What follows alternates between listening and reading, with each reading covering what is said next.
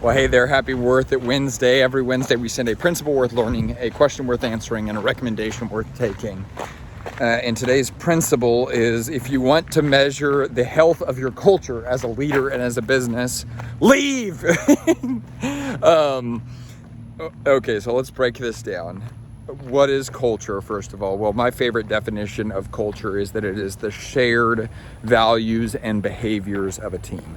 So it's values plus behaviors equals culture. That's what culture is.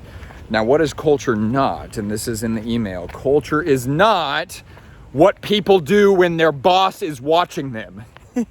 And here's where I learned this, and here's how I've seen this played out, is it's just this crazy thing. I'm so grateful for what I've been able to do. Honestly, since I graduated college, I've been in kind of the leadership development space, which is just such a cool thing, because one of the things that I'm now recognizing and in some ways realizing the benefits of is I've gotten to observe and spend time around and ask questions from and see so many different approaches to leading people.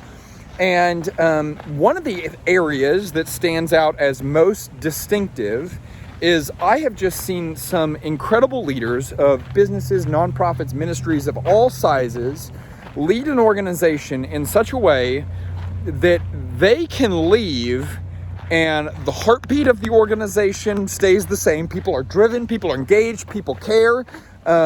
The processes and systems are still applied to and engaged with in such a powerful way. The team still collaborates well, even though the leader isn't there. The values and principles that the organization stands for and upholds are still stood for and upheld. That's a novel idea.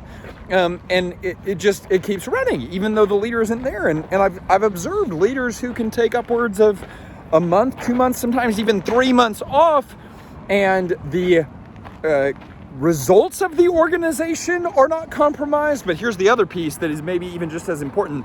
The relationships of the organization are not compromised.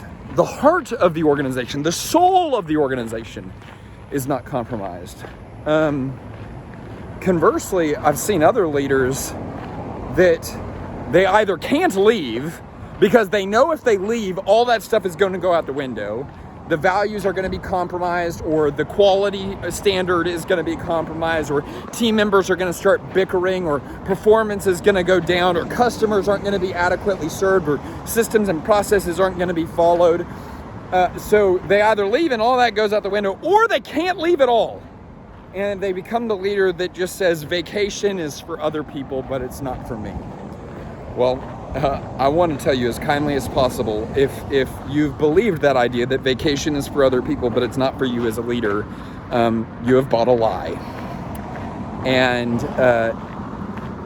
that lie is going to take time and energy and effort to be worked out of, but it can be worked out of.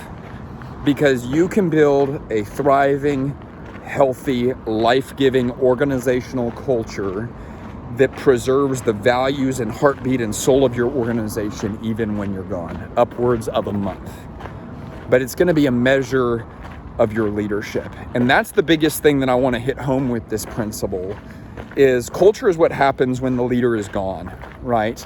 And I think sometimes people think, oh, I want to go on a month-long vacation, and they treat that as a goal, that the solution towards that goal entirely revolves around systems and processes. And certainly systems and processes are absolutely important, but here's what I want you to know, and here's what I want you to understand. Without a thriving and healthy organizational culture, it doesn't matter how great your systems and processes are, because no one will care about them. Right? What's going to be the thing that makes people care? It's not going to be the system. It's not going to be the process. It's going to be that they are connected to a purpose and a sense of values, and that they feel like they're a part of something that they deeply believe in, why it exists, what it stands for, and where is it going. They feel like they're on the adventure with you because they are on the adventure with you, and therefore they care about the thing just as much as you do, even when you're not there.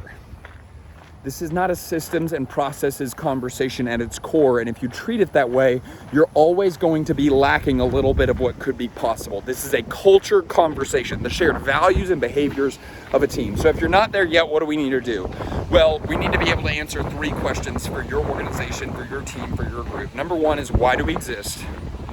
Number 2 is, what do we stand for? Number 3 is, where are we going? So at Path for Growth, why do we exist? We exist to help impact-driven leaders step into who they were created to be so that others benefit and God is glorified. That's our mission. What are our values? Point to Jesus, alignment, freedom and responsibility, treat people like friends, and strength is for service. Those are the lines that our team knows we're unwilling to cross them. And then finally, what's our vision? Well, I think this is the first time I'm sharing this with y'all. By September 2024, we are on the path towards operationalizing the practice of healthy growth in the life of the impact-driven leader. And we have 6 vision pillars in our vision document that are associated with that vision of where we're going. Now, why do I share that with you?